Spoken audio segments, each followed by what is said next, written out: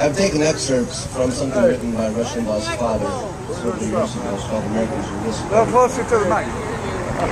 You can't hear me. Now we can. What are you supposed to say? Can you hear me now?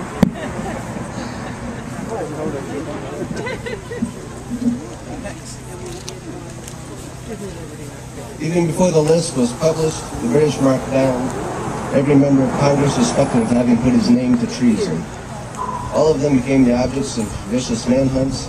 Some were taken, some, like Jefferson, had narrow escapes. All who had property or families in their British strongholds suffered. Francis Lewis, New York delegate, saw his home plundered and his estates in what is now Harlem, completely destroyed by British soldiers. Mrs. Lewis was captured and treated with great brutality, though she was later exchanged for 2 British prisoners. Through the efforts of Congress, she died from the effects of her abuse.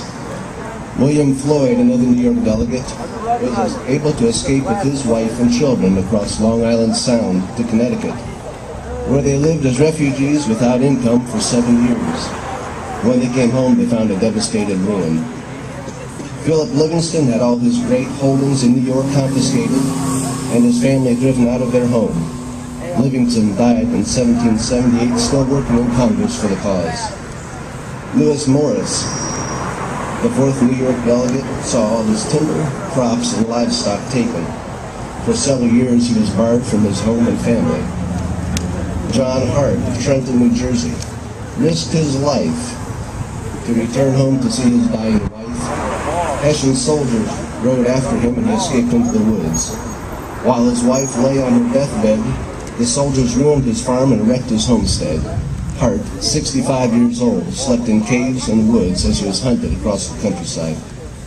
When at long last, emaciated by hardship, he was able to sneak home. He found his wife had already been buried and his 13 children taken away. He never saw them again. He died a broken man in 1779 without ever finding his family. Dr. John Witherspoon, signer, was president of New Jersey College, later called Princeton.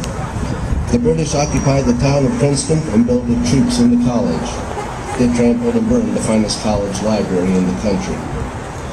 Judge Richard Stockton, another New Jersey delegate signer, had rushed back to his estate in an effort to evacuate his wife and children.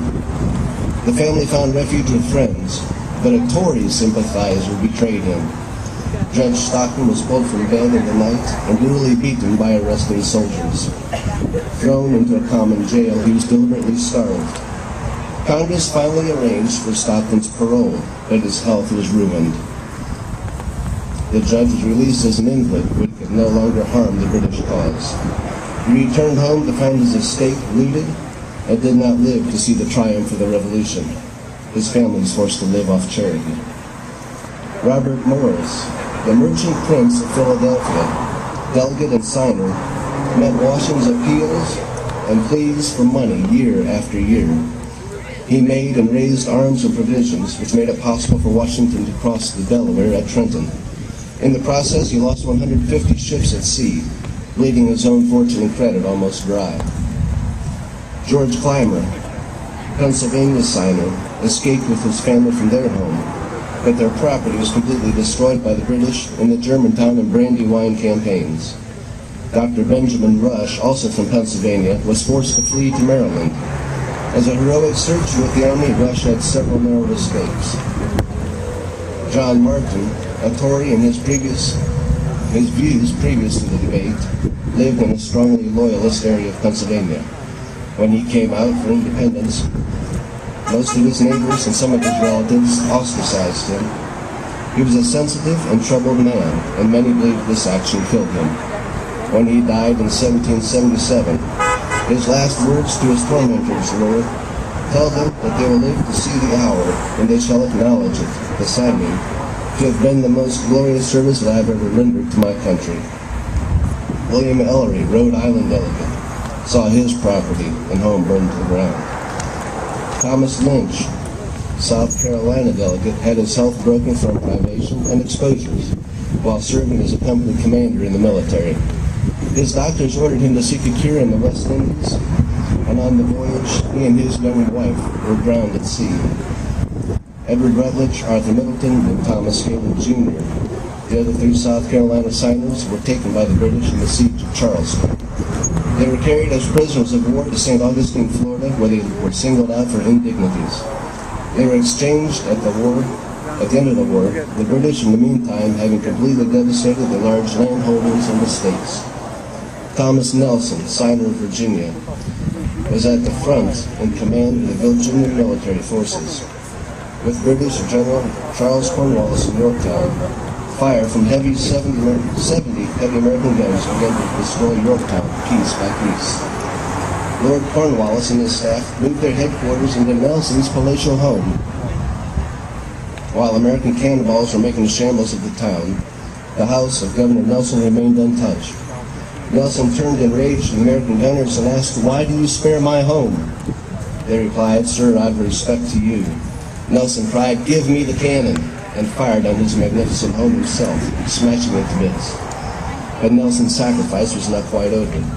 He had raised $2 million for the revolutionary cause by pledging his own estates.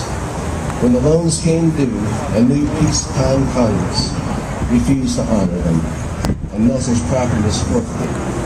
He was never reimbursed. He died impoverished a few years at the age of 50. Of those 56 who signed the Declaration of Independence, 9 died of wounds or hardships during the war. 5 were captured and imprisoned. In each case with brutal treatment. Several lost wives, sons, or entire families. One lost his 13 children. 2 wives were brutally treated. All were at one time or another the victims of manhunts and driven from their homes. 12 signers had their houses completely burned. 17 lost everything they owned. Yet no one defected or went back on his pledged word. Their honor and the nation they sacrificed so much to create is still intact. And finally, there's New Jersey signer Abraham Clark. He gave 2 sons to the officer corps in the Revolutionary Army. They were captured and sent to that infamous British prison hulk afloat in New York Harbor, known as the Hell Ship Jersey, where 11,000 American captives were to die. The younger Clarks were treated with a special kind of brutality because of their father. One was put in solitary and given no food.